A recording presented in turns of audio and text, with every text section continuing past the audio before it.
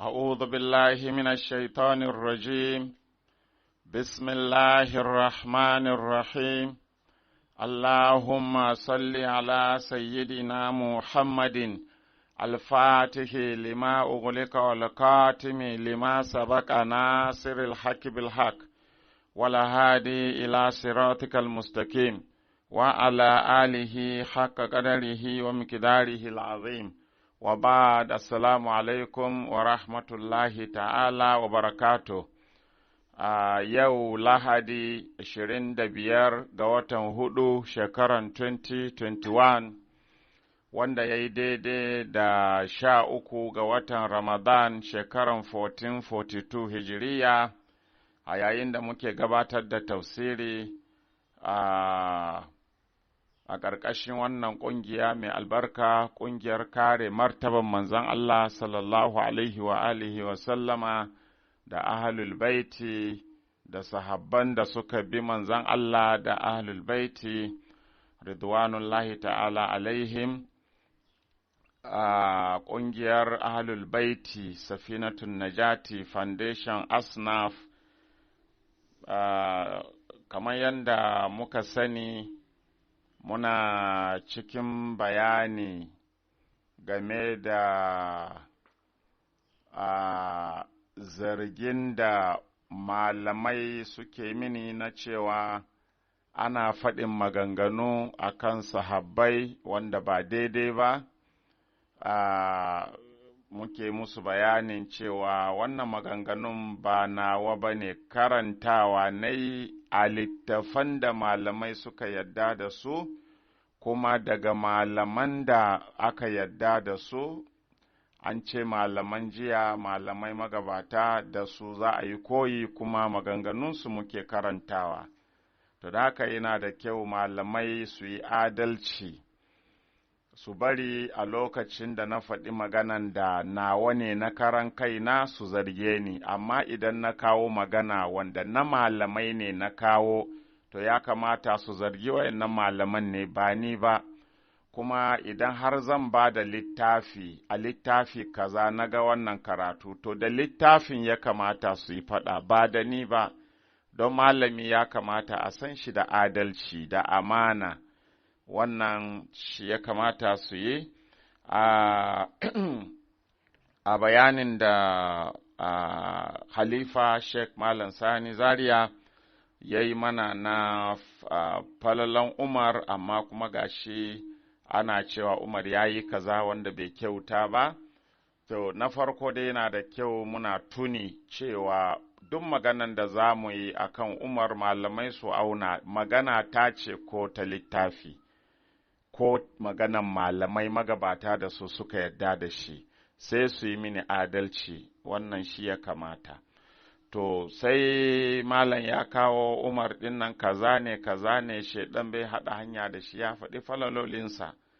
To sai muka ce to ai waɗannan falalan da malamai ke faɗi game da Abubakar da Umar ko Usman, falaloli ne wanda wasu malamai ne suka zauna suka ƙirƙiro suka ba su, ba daga Allah ba ne, ba daga annabi ba ne.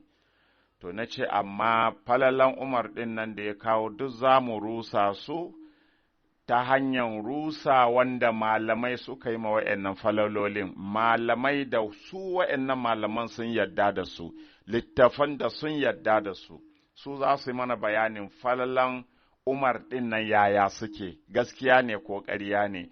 Sai muka ce to bari a faro da Abubakar, in ya so sai a gangaro kan Umar ɗin.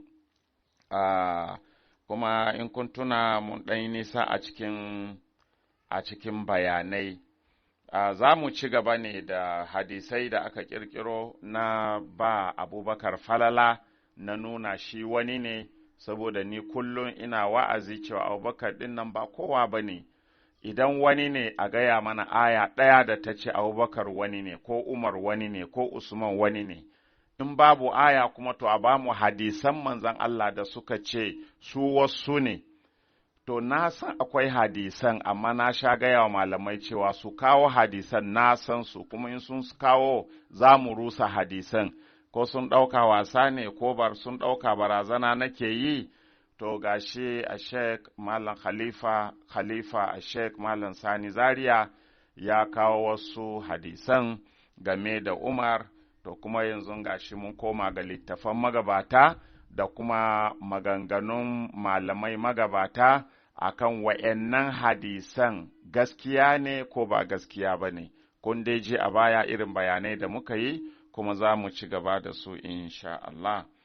A nan muna tare da wani hadisi wanda aka shi ma na falalan Abubakar ne.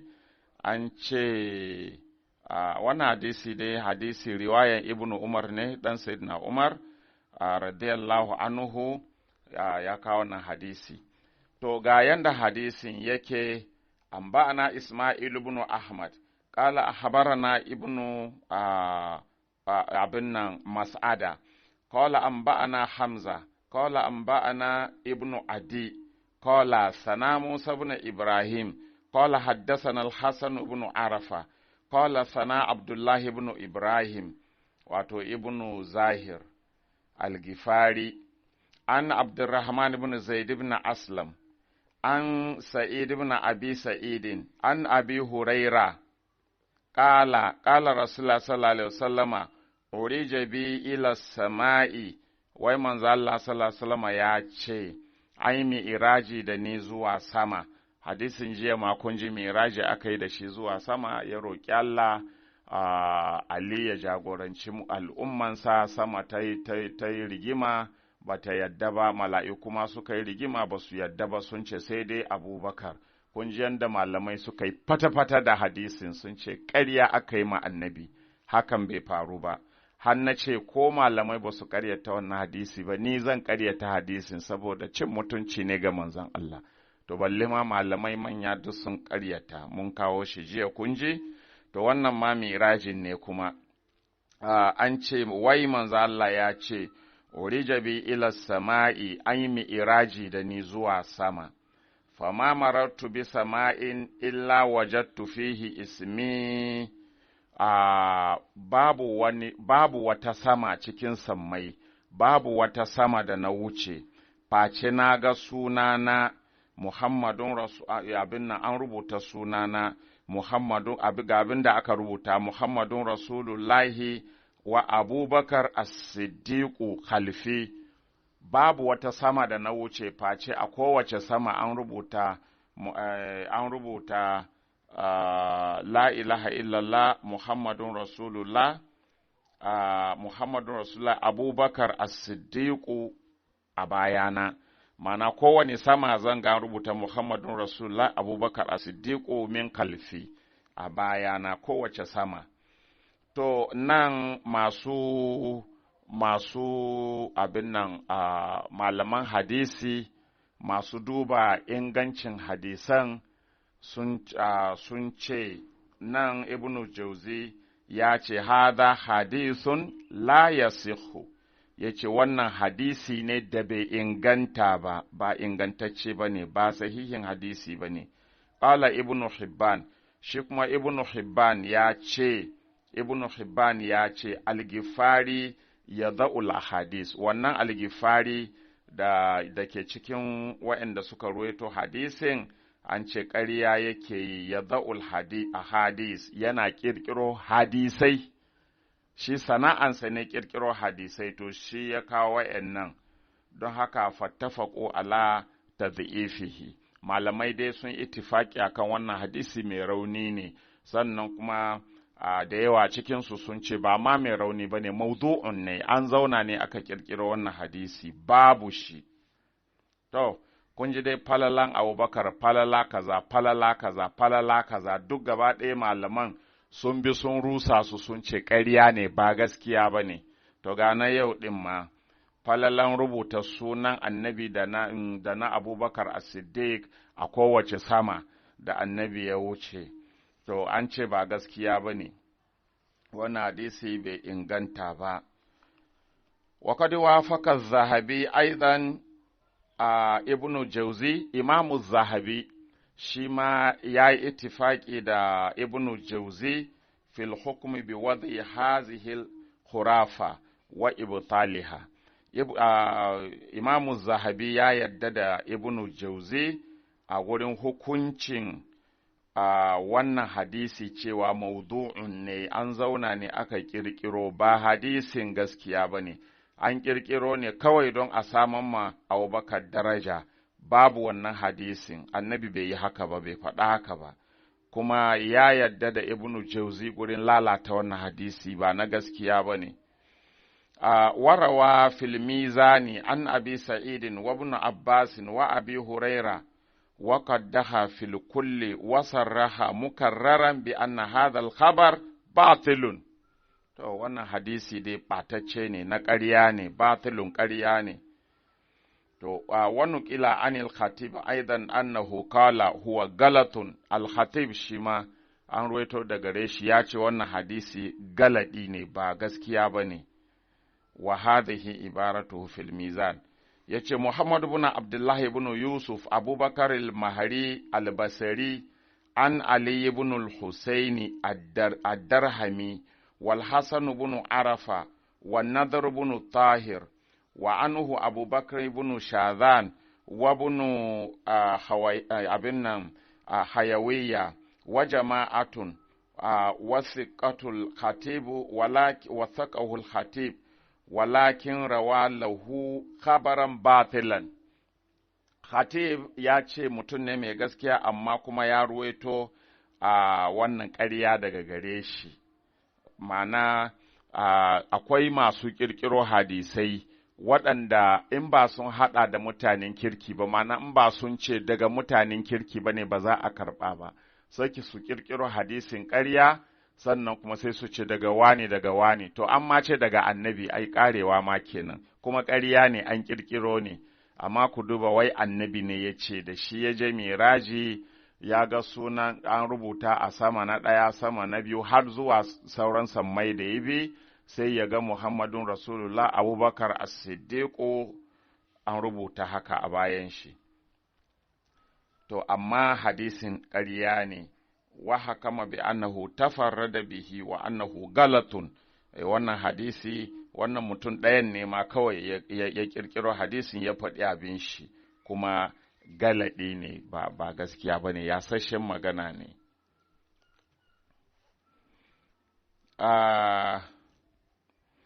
Sun maƙala wa inda ibn Arafa fihi isnadun akhar, akwai wani isnadi daban da ba wanda muka faɗa ba daga ibn Arafa, fadhakarahu min juz'i ibnu Arafa.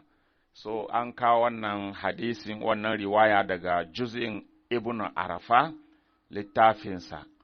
Ya ce haddasani Abdullahi ibn Ibrahim al-Gifari an Abdurrahman ibn Zaid ibn Aslam an al-Makabari an Abi Huraira qala Rasulullah sallallahu alaihi wasallama ma marartu bi sama'in illa wajadtu ismi fiha, babu wata sama da na wuce in ji manzon Allah, wai in ji manzon Allah, wai babu wata sama da na wuce face na samu a kowace sama an rubuta wannan Muhammadu Rasulullah Abubakar As-Siddiq. Qultu sai na ce Al-Ghifari muttahimun bil kazi, to ai shi Al-Ghifari din ana tuhumansa da ƙarya. Kun gani hadisan duka daga maƙaryata ne. Mun sha gaya muku, malaman sun ɗauka barazana nake yi, to gashi yanzu ina fito muku da bayanin duk falalolin nan rusassu ne, ba gaskiya ba ne. Shi yasa kullum nake cewa yanda Allah ya gaya mana Ƙur'ani, inna ma yuridu Allahu li yuzhiba ankum ar-rijsa ahlal baiti wa yutahhirakum tatheera, akan ahlul baiti. A gaya mana kuma aya irin wannan a karanto mu ji, wanda ya ce Abubakar shi ma wani ne, ga dai ahlul baiti Allah ya gaya mana matsayinsu dai a wannan aya, tsarkaka ne, ba su zunubi, ba su sabo, ba su kuskure, masu tsarki ne su, in ji Ƙur'ani. Allah ya gaya mana wannan, ba wani ya zauna ya ƙirƙiro, a'a Allah ne da kanshi ya magana, ba ma manzo Allah ne aka ce ya ce ba, Allah da kansa ya faɗa. To a gaya mana inda Allah da kanshi ya ce Abubakar wani ne, yana da kirki, ko Umar na da kirki, ko Usman na da kirki, wannan dai ba a samu ba. To muka ce to a kawo hadisan mu ji, hadisan kenan aka kawo kuka gani malamai da kansu wayanda suka zo da hadisan su kuma suka rusa hadisan sun ce ba na gaskiya ba ne.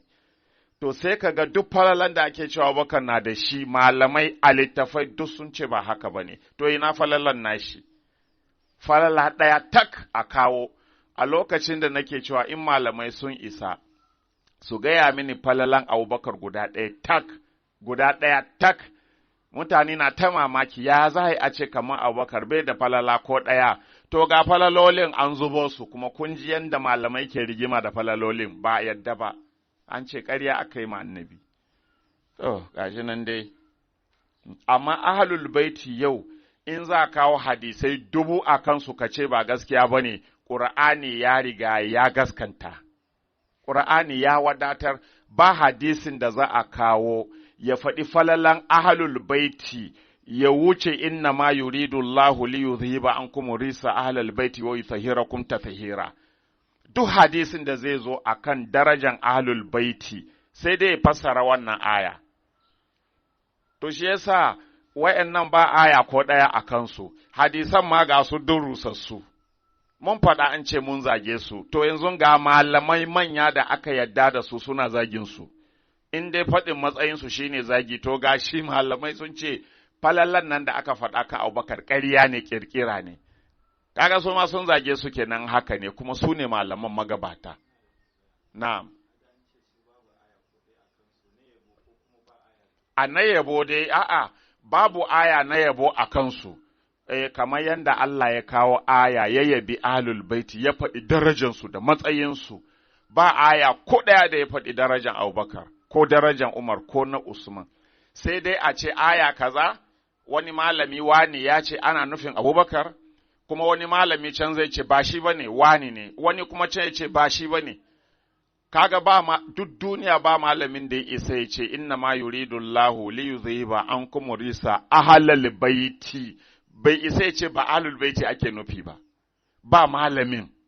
To amma wannan sai dai wani malami ya ce nan ana nufin Abubakar, tunda Allah bai kira shi ba, ko Allah ya ce akwai wani wanda ya yi kaza zan saka mishi da aljanna, to kaga sai wani ce Abubakar ne, wani kuma ce ba shi ba ne, kamar na itacen gonan dabinon nan da muka taɓa kawowa, ai kaga wasu sun ce Abubakar ne, wasu kuma sun ce a'a sunan sahabin da ya aikata wannan aiki Abu da Hada ba Abubakar ba, to kaga irin wannan za iya samu.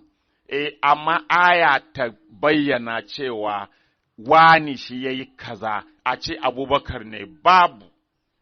Amma ayoyin zargi kan ai akwai su, kuma su kansu malamai sun kawo a littafansu ayoyin da suka zazzarge su Abubakar. Ayoyin zargi a kan Abubakar, ayan da ta zargi Umaru, ta zargi Abubakar, ta yi faɗa da su ga sunan, kuma malaman da kansu suka kawo wa'annan ayoyin. Amma aya wanda ta yabe su ne ba mu samu ba. Ya gani? To kaga ba irin na ahlul baiti ba ne, a ahlul baiti kan ko ba hadisi ɗaya da ya yabe su wancan ayan ta isa. Balle kuma malaman nan da suke rusa falalan Abubakar, su suka ce sahabbai kakaf babu sahabin da hadisai ingantattu suka yi magana game da darajan shi da falalan shi irin Ali ibn Abi Talib, ba dai shi kenan ba? To shi kenan Al-Gifari mutahimun bil kazibi, shi Gifarin ana tumansa da ƙarya, kuma su suka ina duk masu ruwaito hadisan darajan Abubakar duk ai ga sunan jiya ma wasu ma an ce dujal, kazami ne, alade ne, gashi nan dai, duk suke ruwaito hadisan.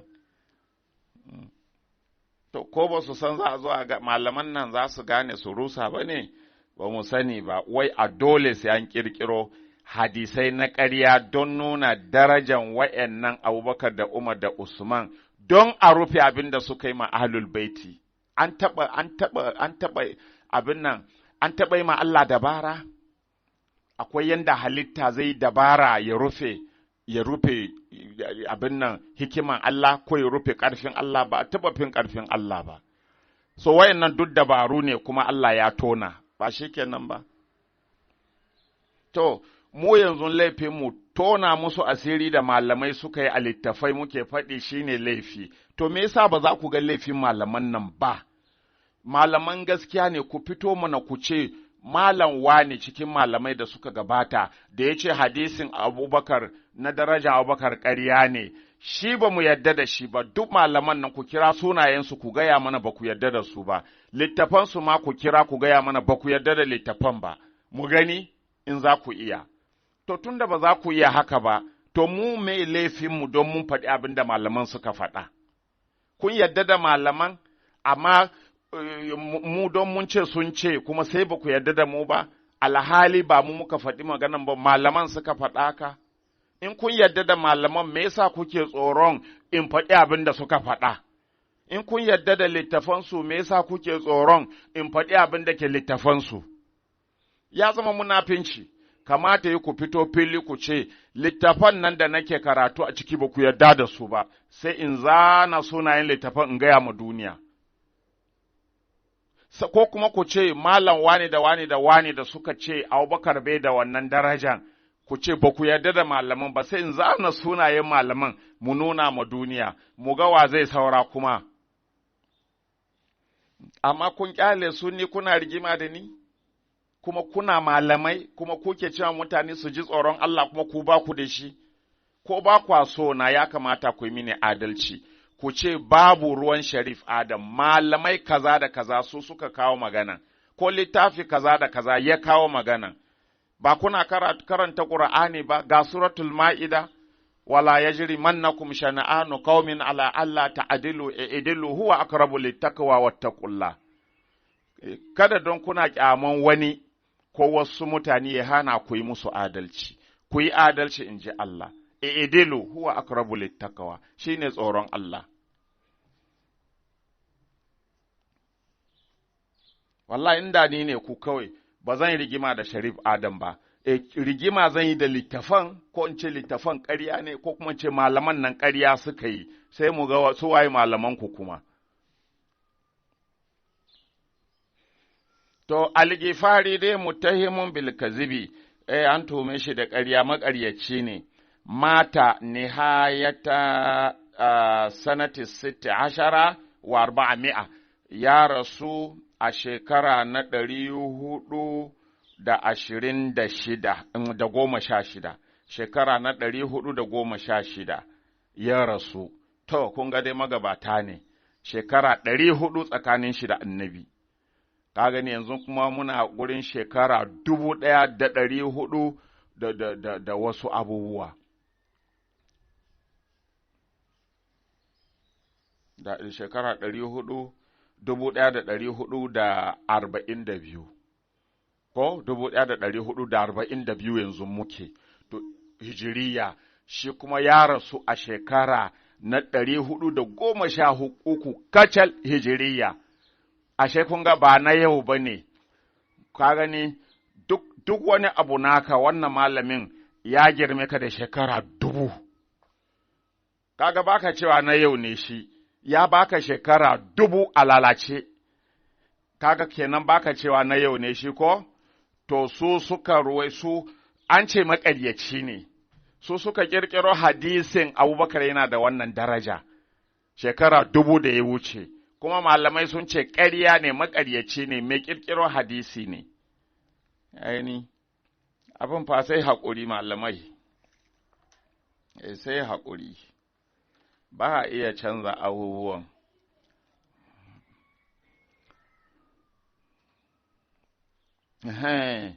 Sannan shi az-Zahabi sarraha bi anna kabara abi sa'idin batilun. Imamu Zahabi shi ma ya fito ƙarara da cewa labarin da Abu Sa'id ya bayar cewa manzalla ya ce, wai shi ya je miraji ya ga an rubuta sunan shi Muhammadu Rasulullah Abubakar As-Siddiq, ya ce wannan magana ba gaskiya ba ne, ba inda annabi ya faɗi haka, ƙirƙira ne. Wani ƙila anil khatibi annahu galatun, shi ma khatib an ruwaito ya ce galaɗi ne.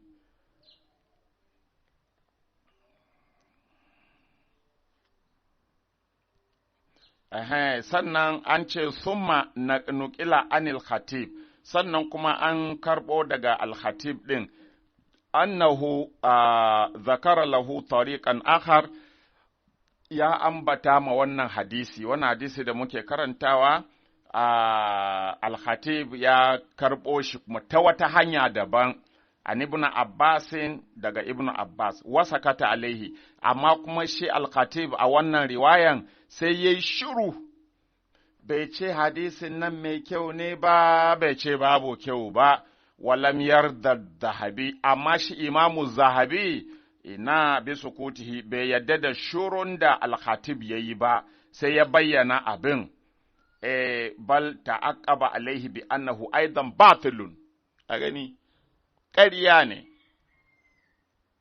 shikenan fa duk dai gashi duk an lalata hadisin, an rubuta sunan Abubakar tare da sunan annabi a sama, in ji annabi, to an ce ƙarya ne.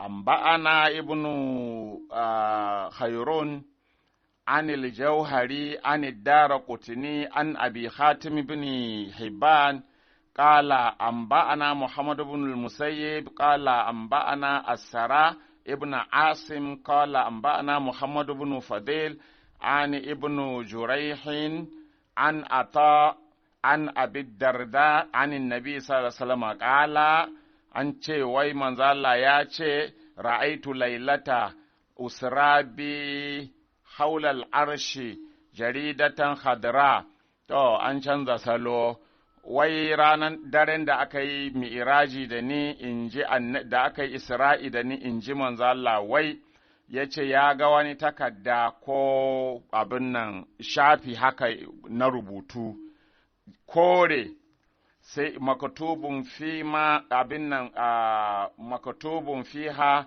bi kalamin min nurin abyad, an rubuta a jikin abin rubutun an yi rubutu a jikin shi da wani alƙalami na haske fari, ga abin da aka rubuta, wai an rubuta la ilaha illallah Muhammadun Rasulullah Abubakar as-Siddiqu. To, a kola Ibn Hibban ya ce, la ya hillu li ihtijaju bisara Ibn Asim, ya ce yin hujja ma da asara Ibn Asim cewa ya faɗi hadisi kaza, ko ya ce kaza na hadisi, ya ce haramun ne yin haka, bai halatta ba. Kama ce Ibn Sara ya ce, annabi ya ce ya ga rubuta sunan shi da Abubakar, haramun ne ma ka faɗi wannan hadisi. Ya subhanallah.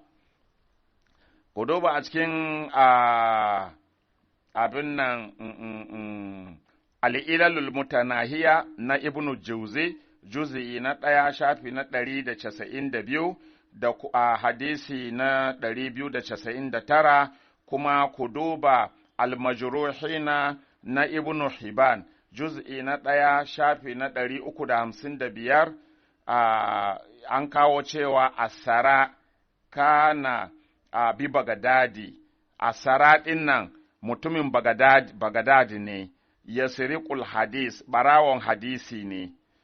To, kun gani ko? Barawon hadisi ne, la yahilul ihtijaju bihi, bai halatta a kafa hujja da wani hadisin shi. To, shi ya kawo cewa an rubuta suna Abubakar da na manzan Allah a haɗe a sammai, wai in ji annabi, to an ce ƙarya ya ma annabi, ba a ma karɓan hadisin shi, ba a hujja da shi, in ji malamai. To, malamai sun yi magana da yawa, kawai dai na rusa wannan hadisin shi ma bai faɗuwa duka. وقد أنصف الذهبي فحكم ببطلان هذا الكذب.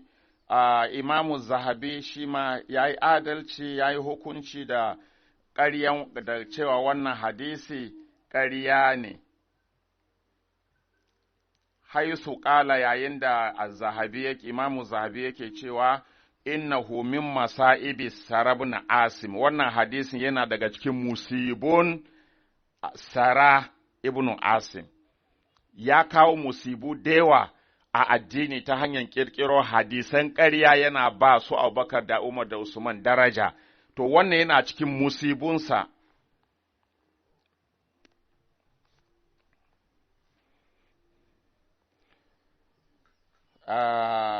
Sannan gashi nan dai malamai suna ta bayani, yasrikul hadis, barawon hadisi ne, wani kila an ibn Kharashin annahu kazzabahu, shi ma ya ƙaryata shi. Sannan an faɗa a cikin almizan an ce asarabnu asim asarabnu asim ibnu sahalin abu asim alhamdani mu'addabul mu'tazi billah wa qad yunsabu ila jaddihi rawa an ibn ayliya wa ha ibnu adi wa qala yasrikul hadis, yana satan hadisi, barawon hadisi ne. To kaga wayannan duk malamai ne magabata, amma kuma an ce hadisai da suka kawo ba haka bane, kuma malamai magabatan ne suka rusa hadisan.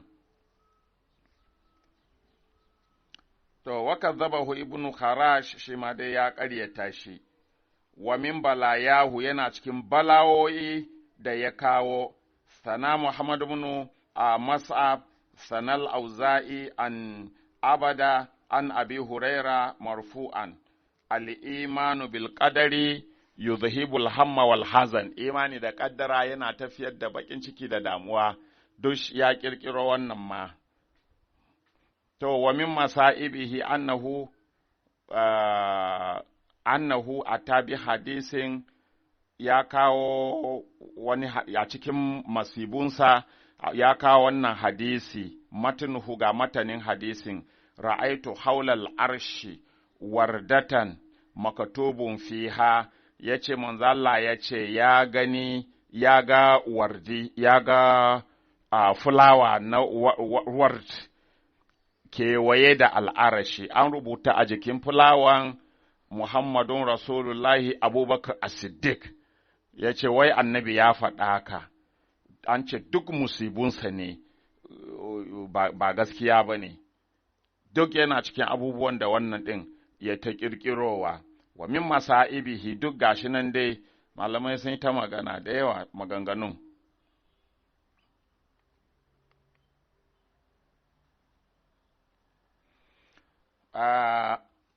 Bari mu ƙyale wannan hadisi na manzo Allah sallallahu alaihi wasallam ya gani cewa an rubuta sunan shi da na Abubakar a sammai a duk inda ya je a sama, ko an rubuta a jikin falawa da sauransu. Gaba ɗaya gashi malamai sun ƙaryata. To, malaman sun yi magana da yawa na ƙaryata wannan hadisi da lalata al'amarin waɗanda suka ƙirƙiro wannan hadisi. To, amma kuma sai malaman da suka ƙirƙiro hadisin suka yi wani tunani, gashi dai ana ta faɗin daraja ne na Abubakar, an ga sunan manzo Allah ya ce an rubuta sunan shi tare da na Abubakar Siddiq a sammai, an rubuta ne a fulawa. To sai suka yi tunanin, to Umar fa, yaya za a yi da Umar, shi kuma a ce ba sunan shi a rubuce tare da na manzo Allah a sama? To sai suka yi kwaskwarima, banda wayancan hadisai da aka ƙaryatan, sai suka yi wani kwaskwarima, sai suka kawo wani hadisi, suka ƙirƙiro wani hadisin kuma sabo. To, hadisi sabo da suka ƙirƙiro, alhadisu saba a khabarana Abdurrahman ibn Muhammad, qala a khabarana Ahmad ibn Ali ibn Sabit, qala akhbarani Ahmad ibn Umar ibn Ali al-Qadi, qala akhbarana Ahmad ibn Ali ibn Muhammad al-Juhum, qala sana Muhammad ibn Jurairi at-Tabari, qala sana Umar ibn Ismail ibn Majalid, qala sana ibn Fadil an ibn Jurayh an Ata an Abi Darda an an-nabi sallallahu alaihi wasallam qala, an ce duwayen nan da isnadi, to an ce wai manzon Allah ya ce ra'aitu lailata usrabi fil arshi, a daren da aka yi Isra'i da ni na gani a al'arashi, faridatun khadra, na ga kyalle fari ko abin rubutu haka dai fari, fiha maktubun bi nurin abyad, an yi rubutu da haske fari, ga abin da aka rubuta, wai in ji annabi daren da aka yi Isra'i da shi. Kar ku manta wannan hadisi, an kawo shi an ce manzo Allah ya ce, ya ga an rubuta sunan shi da na Abubakar as-Siddiq ko ba na Umar. To yanzu da aka yi makwaskwari ma, sai annabi ya ce ne, ya dare da aka yi Isra'i da shi, ya gani al'arashi, an rubuta da haske, an rubuta la ilaha illallah Muhammadun Rasulullah Abubakar as-Siddiq Umaru al-Faruk. Wangani sun shigo da Umaru don kar a bar shi a baya. Qala al-musannaf hadha hadisun la yasihhu. To, malamai sun ce wannan hadisin ma bai inganta ba. An ɗauko Umar shi ma an jona, to, nan, waldan ma bai yi da kyau ba, bai yiwu ba, duka ƙarya ne, in ji malamai, la yasihu, la ilaha illallah, wali muttahimu bihi Umar bin Ismail, kuma wanda ake tuhuma da ƙirƙiro wannan hadisin na biyu da aka jona Umaru bin Ismail wani takwaran shi ne. Inna lillahi wa inna ilaihi.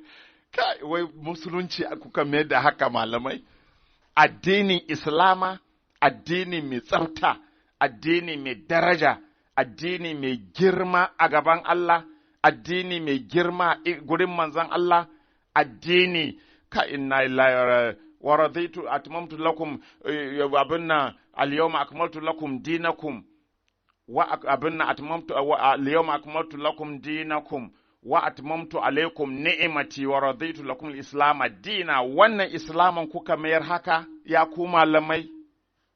Oh Allah, to wannan shi yayi kishin takwaran shi. Wani ya kirkiro manzo Allah ya ce ya gani a sama an rubuta sunan shi da na Abubakar as-Siddiq, ya ga ba sa Umaru ba, shi kuma sunan shi Umaru bin Ismail. Ya ga an bata kwaran shi a baya, shi ma sai ya ƙirƙiro ya ce, a'a ga wani kuma hadisin, manzala ya ce ne, ya ga an rubuta su a al'arashi, la ilaha illallah Muhammadun Rasulullah Abubakar as-Siddiq Umaru al-Faruk, ya taimaka takwaran shi ya shigo, to malamai sun ce, haza hadisun la yasihu. Wanda aka jona, wanda ba a jona Umaru ba, aka bar Abubakar da aka ce annabi da Abubakar ne, an ce ƙarya ne, wannan ma da aka jona Umar malamai sun ce ƙarya ne, kuma an tuhumi Umar bin Ismail da ƙirƙiran wannan hadis. Kawala Yahaya ya ce, laisa bi shay'in, ba kowa ba ne shi wannan wanda ya jono ya ƙirƙiro wannan hadisi na biyun, kazzabun mai yawan ƙarya ne, shi Umaru bin Ismaila ɗin mai yawan ƙarya ne, dajjalun dujal ne ma, su'u mugu ne, habisun ƙazami ne. In ji malamai fa saboda Allah, yanzu sai ka ga malamai saboda ba su a kunyan Allah, ba su kunyan manzala sai su je su ce ni na ce, sai a ce na zagi Abubakar ko na zagi Umar, kuma gashi malamai ne da kansu suke faɗin darajojin da aka ba Abubakar da Umar ƙarya ne. Amma yanzu za su je su ce ni ne na ce, oh Allah, ku yi ta yi, Allah yana kallon ku ai. Saboda kawai kun ga kun tara jahilai ba su fahimta, ku yi ta magana su yi ta ihu ba su aunawa ba tunani, kun raba su da tunaninsu, kun ce duk abin da Mala ya gaya maka kawai karka yi tunani a kai, ka zama kaman gawa a gaban shehinka, duk shi ya mai da su suka zama kawai ba su da basira, ba su da tunani, ba su lissafi, ko me kuka jefa musu kawai su cafke, ko an soki annabi ba ruwansu kawai. Sannan ku yi taɓata mu a gabansu don ka su fahimce mu, kun manta da ƙarfin Allah. Allah zai sa su fahimta kuma su gane ku miyagu ne kuna ɓatar da su. To, ka duba dai. Wannan hadisi na darajan Abubakar da Umar ɗin nan, an ce wanda ya ƙirƙiro hadisin nan kazzabun mai yawan ƙarya ne, dajjalun, dujal ne, su'un, mugu ne, kabisun, ƙazami ne. Yanzu ni ne don na faɗi wannan gashi a littafi, waƙalan nasa'i kuma sai mun faɗi sunan magabata ɗin, sai mun faɗi sunayensu, mu faɗi littafansu, amma duk da haka malaman nan ba ku samu kunya da lissafi ba. Waƙalan nasa'i wa dara ƙutuni, imamun nasa'i da imamu dara ƙutuni sun ce matrukul hadis, wannan ba wanda za a karɓi hadisin shi ba ne. Ya gani, sai a samu wayansu darajojin, wayannan da gashi na ana ta rusa su.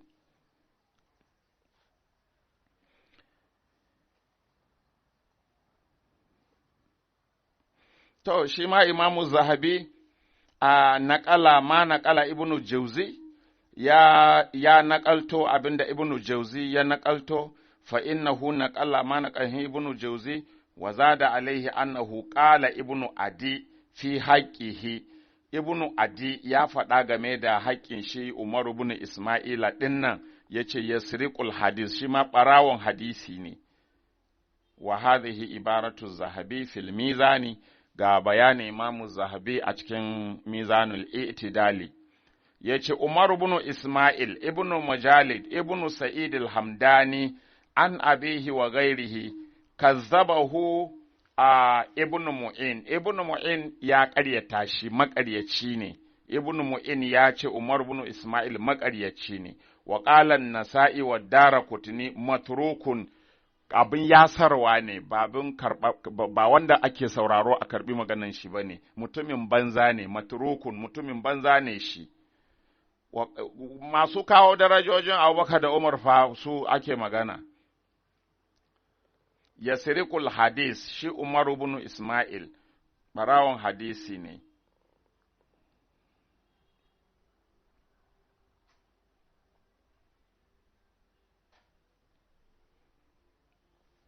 To, gashi nan, ya ruwaito manzo Allah sallallahu alaihi wasallam ya ce, ya ga an rubuta a al'arashi, la ilaha illa Muhammadu Rasulullah, Abubakar As-Siddiq, Umaru Al-Faruq, sannan Asara ibn Asim shi ma ya biyo shi a cikin ƙirƙiro wannan hadisi. To, gashi nan dai kun ji yadda malamai suka rurusa hadisin, suka ce ƙarya ne. To, bayan wannan, ina ma tsallakewa kenan fa bayanin malaman na ƙaryata hadisin. Amma tun da dai muna faɗan littafai, ku je ku karanta a wayannan littafai. To, sannan ai da babu Umaru a ciki, an ce annabi ya ce ne ya ga sunan shi a rubuce tare da na Abubakar ko a sammai, aka zo aka ce al'arashi, wani ma ya ce a fulawa. To, shi kenan an ce ƙarya ne, sai suka ga kai in aka bar Umaru a baya, shi ba rubuta sunan shi haɗe da na manzo Allah sama ba, sai Umar ibn Ismaila ya ƙirƙiro wani hadisin kuma sai ce hadda Umaru. Annabi ya ce ya ga la ilaha illallah Muhammadu Rasulullah Abubakar As-Siddiq Umaru Al-Faruq. Kun ga anan kan Umaru suka tsaya. To, daga baya sai suka fahimci kai an yadda Usman. Ba sa Usman ba, shi ba sunan shi a rubuce a sama haɗe da na manzo Allah. To, ku duba dai masu sauraro suna da hankali malaman nan, ku fito ku gaya musu gaskiya kawai kowa ya huta.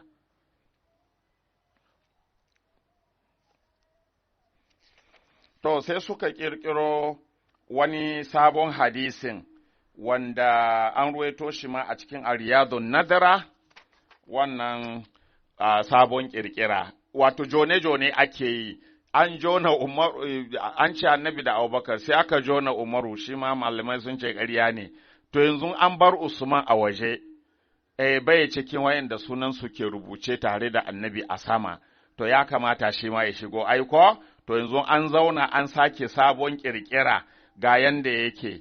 An Ja'far ibn Muhammad, an abihi, an jaddihi, ƙala Rasulullah sallallahu alaihi wasallama, lailata usra bi, a daren da aka yi Isra'i da ni, ra'aitu ala saƙil arshi, na gani a rubuce a ƙafan al'arashi, a maktuban na gani rubuce, ga abin da aka rubuta jikin al'arashi, wai in ji annabi, la ilaha illallah, Muhammadun Rasulullah, Abubakar as-Siddiq, Umaru al-Faruk, Usman Zunuraini, yukutalu zulman.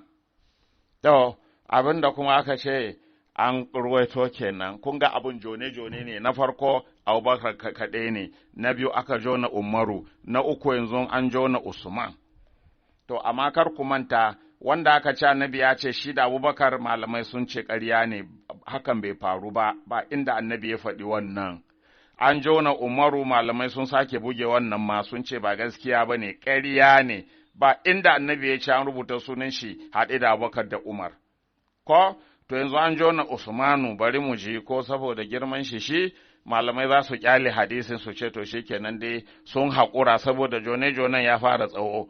To, kharajahu fi dibaji an kawo an ruwaito wannan hadisi a cikin addibaj kuma an ka Abu Sa'idin ya ruwaito hadisin a cikin sharafin nubuwa kuma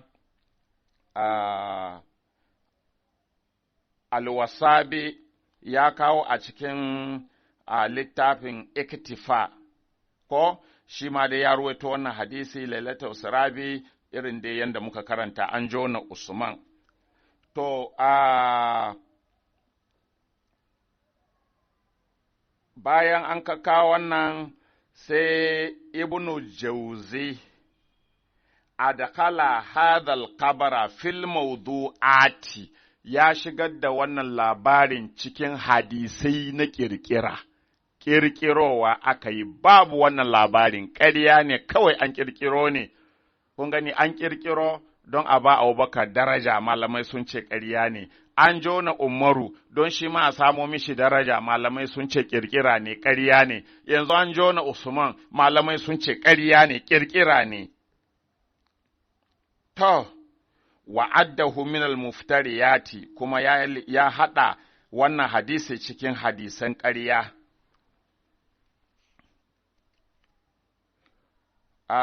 Ya faɗa a cikin kitabul mawdu'at fi babi fadli salasati a babin falalan mutum ukun nan, Abubakar, Umar da Usman min kitabil fada'ili wal mathalib. Yace akhbarana Abu Mansur al-Fazazi qala anba'ana Abu Bakrin Ahmad ibn Ali ibn Sabit qala anba'ana Muhammad ibn Ubaidillah al-Hanai qala anba'ana Usman ibn Ahmad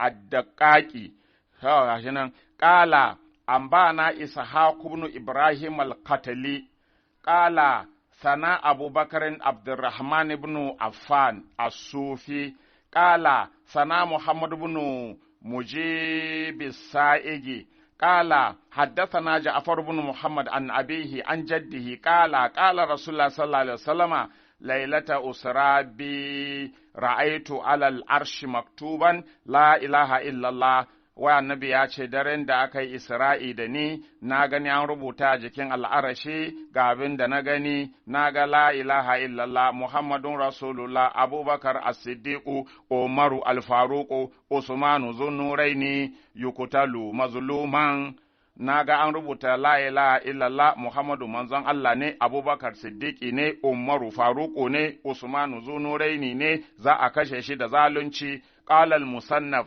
هذا حديث لا يصح من رسول الله صلى الله عليه وسلم. To malamai sun ce wannan hadisi bai inganta ba daga manzo Allah, ƙarya ne. Gani malamai sai ku kawo wayannan hadisan na falalan Abubakar an ce duk ƙarya ne, babu su, ƙarya aka yi ma annabi, in ji malamai a littafansu. Kuma kun ci abi malamai magabata, kuma malamai magabatan ne suka rusa hadisan nan. Sun la yasihu min Rasulillah sallallahu alaihi wasallam bai inganta ba daga manzo Allah sallallahu alaihi wasallam wa Abubakar Sufi, shi wannan Abubakar Sufi ma da aka shigo da shi wanda suka kawo hadisi na uku nan aka jona Usmanu kuma za a kashe shi da zalunci an ce wa Muhammadu bin Mujib da shi da Muhammadu bin Mujib kazzaba ne duk masu ƙarya ne to ba ga irin ta ba qalahu ya haya bin mu'in shi ma ya faɗa haka ya ce duk ƙarya ne ku duba cikin al-mawdu'at juz'i na 1 shafi na 252 ku duba tarihu ya haya bin mu'in a juz'i na 2 shafi na 537 ku duba tahzib na al-asqalani a juz'i na 5 shafi na 255 hadisi na 7393 to gashi nan dai hai wa fil mizani ya zo a cikin al-mizan al-itidali Muhammad ibn Mujib al-Thaqafi Kufi an Ja'far ibn Muhammad wa Lais abin nan rawa Abbas an Yahaya kazzabun maƙaryaci ne shi Muhammad ibn Mujib wa qala Abu Hatim zahibul hadis ba a karban hadisin shi to wa qad rawa aidan fi hadha al hadis al batil gashi nan dai bayani wannan hadisi na ƙarya batil gashi nan karatun da yawa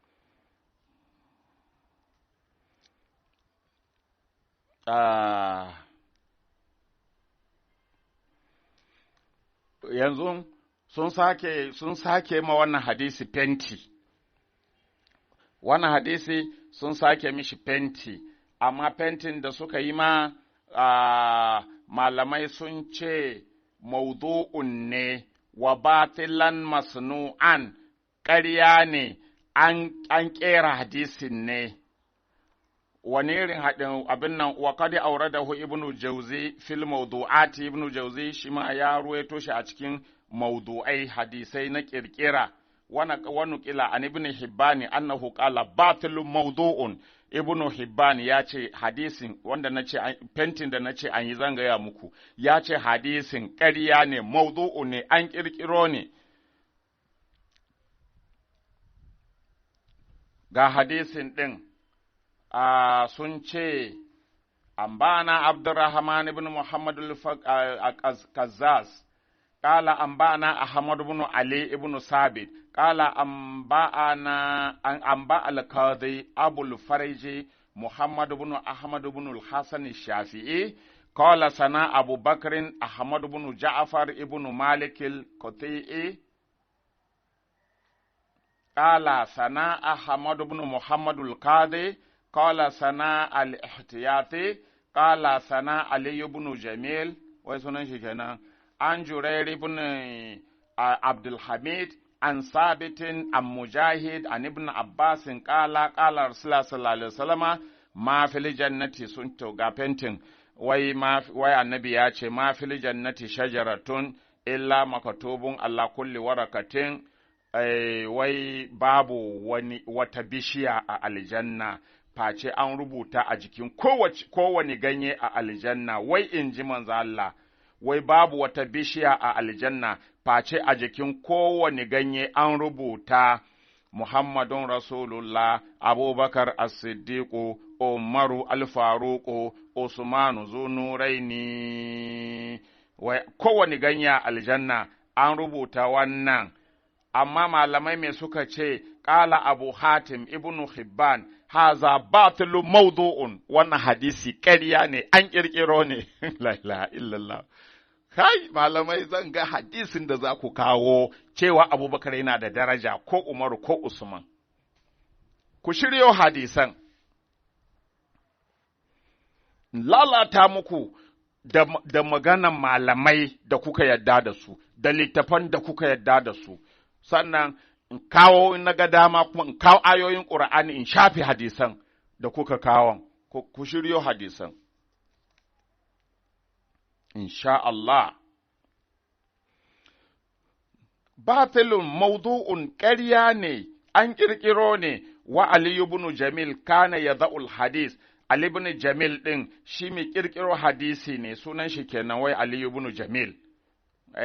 Wannan Ali ibn Qabih, amma sun ce Ali ibn Jamil, to an ce maƙaryaci ne dai mai ƙirƙiro hadisi ne, la tahillu riwayatu anhu bi halin, an ce bai ma halatta a karɓo riwaya daga gare shi a kowane hali, bai yiwu ma ka ce ya ce.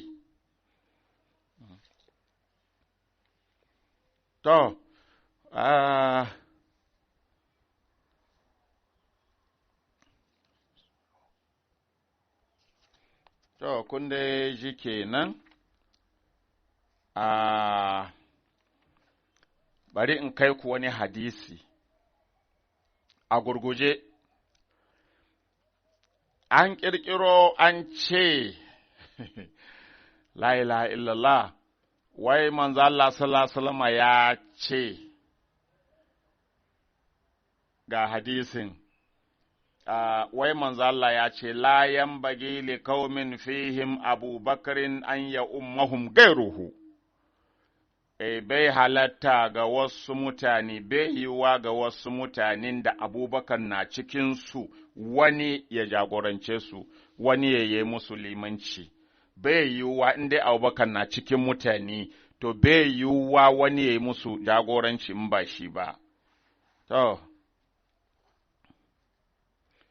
To wannan bayanin kenan na wannan hadisi, me matsayin hadisin a gurin malamai, fa inna riwayata Isa bin Maimun, saboda kun ga a cikin abin nan riwayan da suka kawo akwai Isa bin Maimun al-Ansari anil Qasim bin Muhammad an Aisha qalat sallallahu alaihi wasallama, daga Aisha aka ɗora ma, an ce Aisha ita ta faɗi maganan cewa annabi ya ce, layan bagi likaumin fihim abubakarin an ya ummahum gairuhu, bai yiwuwa mutanen da akwai abubakar a cikinsu wani ya yi musulmanci, an ce ba zai yiwu ba, kuma an ce daga Aisha.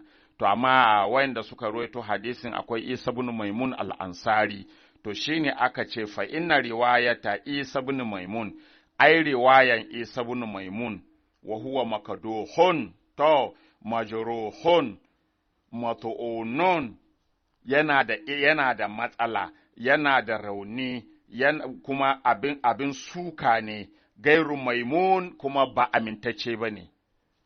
To, jama'a, wanda ya rawaito wannan hadisin shi ma fa an lalata shi, malamai sun lalata shi, ba amintacce ba ne.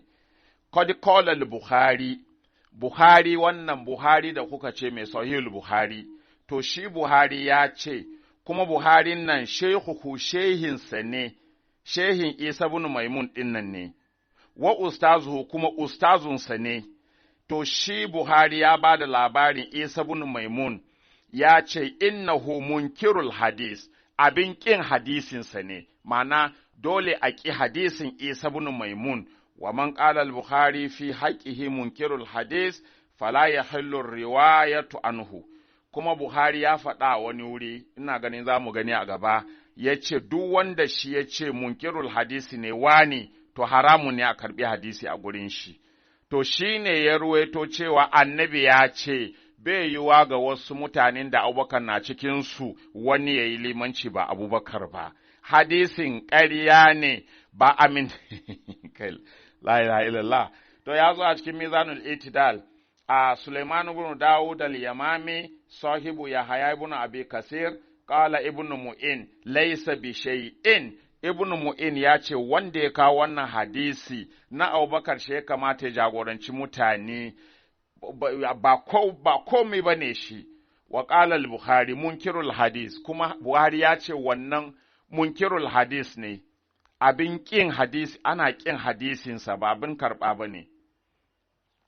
Wa qad marra an al-Bukhari ƙala, kuma Buhari ya ce, man qultu fihi munkirul hadis, duk wanda na gaya ma munkirul hadisi ne, to fala ya hallu riwayatu hadisihi, bai ma halatta amma karɓo hadisi daga gare shi, to wannan hadisin ma ya rushe jama'a. ba gaskiya ba ne, wayo Allah. To, a Tirmizi ya kawo wannan hadisin, kuma an ce Tirmizin nan yana cikin Sihawu Sitti, yana cikin waɗanda komai ka gani a Tirmizi gaskiya ne, kuma gashi hadisin wannan matarokin Isa bin Maimun ɗin nan, ko? Buhari Tirmizi ya rawaito hadisin shi, kuma Buhari ya ce ba a karɓan hadisin shi. Buhari ya ce abin nan munkirul hadis ne ba a karɓan hadisin shi saboda maƙaryaci ne ba amintacce ba ne. Kuma Tirmizi ya rawaito hadisin wannan da Isa bin Maimun ya rawaito. To kun gani an samu matsala. Ba mai gaskiya ba ne Isa bin Mu'in, hadisin da ya kawo ba mai kyau ba ne.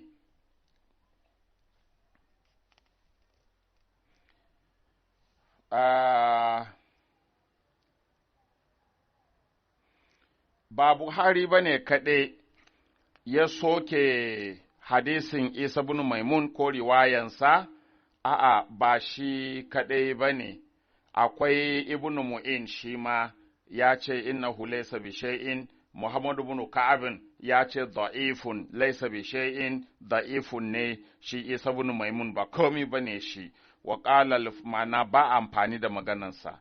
Al-Fallas ya ce matarukun mutumin banza ne, Isa bin Maimun ba karban hadisin shi, wa qalan Nasa'i shi Imamun Nasa'i ya ce innahu laysa bisiqa ba mai gaskiya bane, ba wanda za a yadda da shi bane.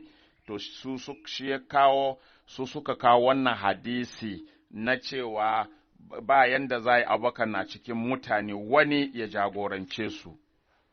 To kun dai gani jama'a gashi nan duk malamai sun soke hadisin sun kore hadisin. Ba a yadda da hadisin ba, ba gaskiya ba ne, subhanallah.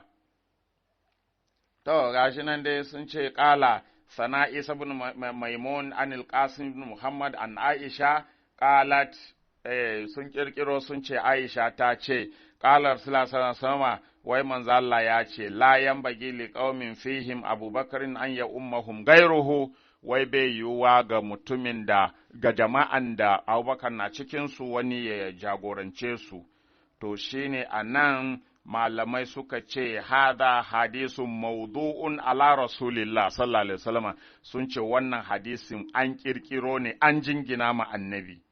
Amma Isa, amma shi wannan Isa, faƙalar Buhari munkirul hadis, Buhari ya ce munkirul hadis ne, an sake maimaitawa. Waƙala Ibn Hibban ya ce, La yuhtajju bi riwayatihi ba hujja da riwayansa.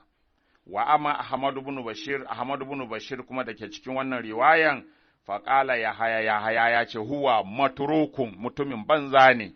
To, ku duba fa, daga ɓarawo sai maƙaryaci, sai mutumin banza, sai ƙazami, sai wane ne duka da suke ruwaito hadisan falalan Abubakar.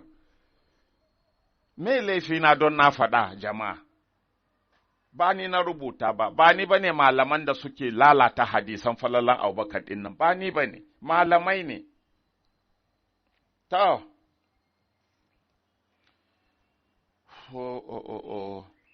to, kun ga shi ma Ibnu Jauzi dai ya lalata hadisin, ya ce ƙarya ne.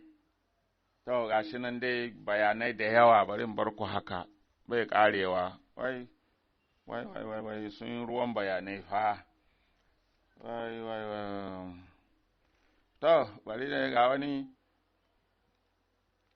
sun ce, wa ƙala Ahmadu bin Mani'in fi masnadihi, tsana Yazidun, an ba'ana Isa bin Maimun, hadisin kenan aka kawo kuma a wani wuri, ina karanta muku ne, anil Qasim bin Muhammad, an Aisha qalat, an ce Aisha ta ce, Karaja Rasulullah sallallahu Alaihi wasallama, wai manzo Allah ya fita, liyasliha don ya yi gyara, fa hadaratis salatu, sai sallah lokacin sallah ya yi, faƙala Bilalun li Abi Bakrin, sai Bilal ya ce ma Abubakar, qad hadaratis salatu, laisa Rasulullah sallallahu Alaihi wasallam shahidan, ga lokacin sallah ya yi kuma ga manzo Allah baya nan. ku duba manzo Allah ya fita ya je yo wani abu, ko an ce yo gyara, sai lokacin sallah ya yi, sai Bilal, wannan ƙarya tana da girma, sai Bilal ya ce ma Abubakar, yawa ya ce ma Abubakar, ga lokacin sallah ya yi kuma manzo Allah baya nan, fa hallaka an u'azzina, ka amince in kira sallah wa uqimu wa tusalliya bin nas, in kira sallah in yi iqama kai ma mutane limanci, ka amince Abubakar? To, manzo Allah ya fita, ya je yayi wani abu ya dawo, lokacin sallah ya yi, Bilal yana gaya ma Abubakar, ka amince in kira sallah don ba manzo Allah ga lokacin sallah ya yi, in kira sallah in iqama ka zo ka ja mutane? Ƙala, sai Abubakar ya ce, in shi ta, in ka so ka ga dama, in ka so haka sai in yi.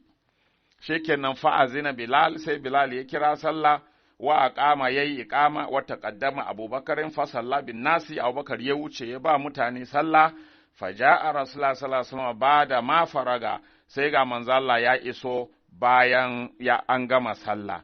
Faqala sai ce, a sallaitum, kun yi sallah? Kun ga ya zo ya same su kenan ko, an gama sallah ya same su a zazzaune a masallaci, ba ma ko tashi ko ba kenan ko, a yanda na fahimci karatun.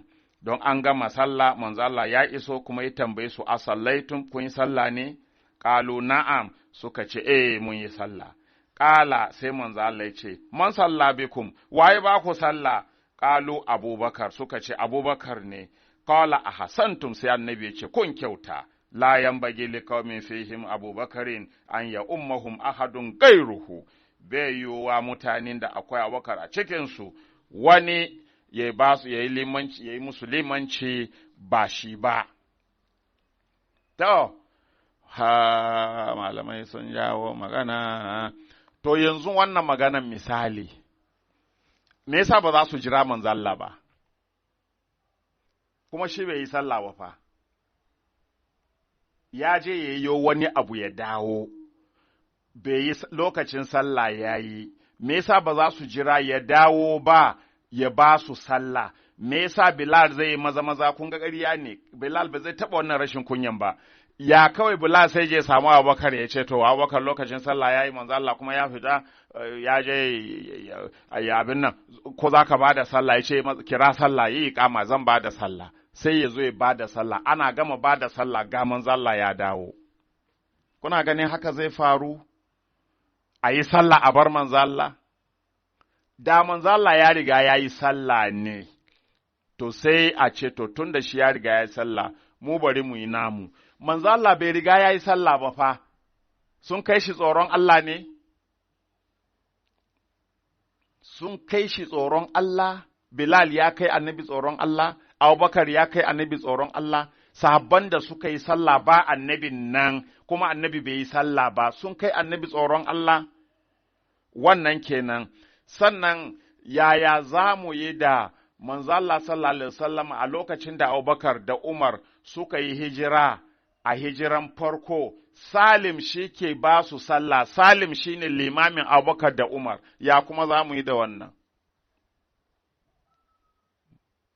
Kai, subhanallah.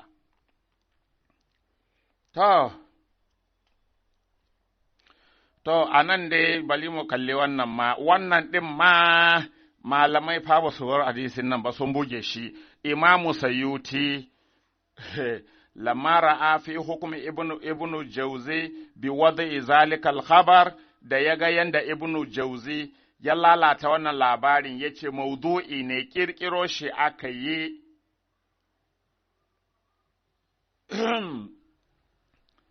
Shi ma sai ya buge hadisin, bai kyale hadisin ba, malamai ba su amince da wannan hadisi ba, sun ce ƙarya ne, ƙirƙiro wannan hadisin aka yi. Kun ga an gyara hadisin, amma ina bai samu kasuwa ba gurin malamai, sun lalata hadisin. Sannan Ahmadu bin Mane ya faɗa a cikin masnadinsa, sana Yazidun, an ba na Isa bin Maimun, anil Qasim bin Muhammad, an Aisha, قالت خرج رسول الله صلى الله عليه وسلم ليصليها فحضرت الصلاة فقال بلال لأبي بكر قد حضرت الصلاة ليس رسول الله صلى الله عليه وسلم شاهدا فهل لك أن أؤذن وأقيم وتصلي بالناس قال إن شئت فأذن بلال وأقام وتقدم أبو بكر فصلى بالناس فجاء رسول الله صلى الله عليه وسلم بعد ما فرغ فقال أصليتم bayan sun gama sallah sai ga manzo Allah yace kun yi sallah ne qalu na'am suka ce qala man salla bikum yace wai ba ku sallah qalu abubakarin suka ce abubakar qala santum yace kun kyauta la yanbaghi liqaumin fihim abubakar an ya ummahum ahadun gairuhu ko to a wannan bayanin malaman fukaha'u malaman fikihu ba sun ce ba idan akwai liman ratibi sai lokacin sallah yayi sai ba a jira shi ba wani ya ba da sallah idan ana gama sallah wannan liman ya zo sallan ya lalace to na dai baku a nan malaman dai suke da kiɗin su suke da rawansu za mu ci gaba gobe Allah ya kai mu insha Allah assalamu alaikum wa rahmatullahi ta'ala wa barakatuh